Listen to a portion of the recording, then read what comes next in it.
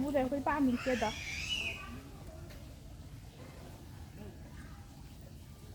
ওরে বাবা কাদা। মহাভারতে কি রে দেখো মাছ নাকি?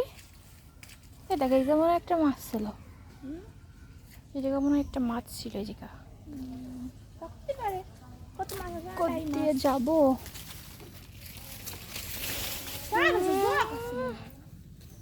যে অবস্থা কাদা, সে কাদার ভিতরে পা চলে গেল। এখানে তো কাদার ভিতরে পা দেওয়া লাগবেই। ও সে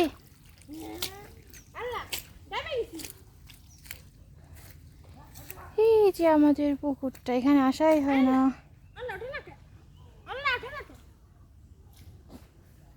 কত হাঁস ওইখানে। আমার পায়ের অবস্থা একদম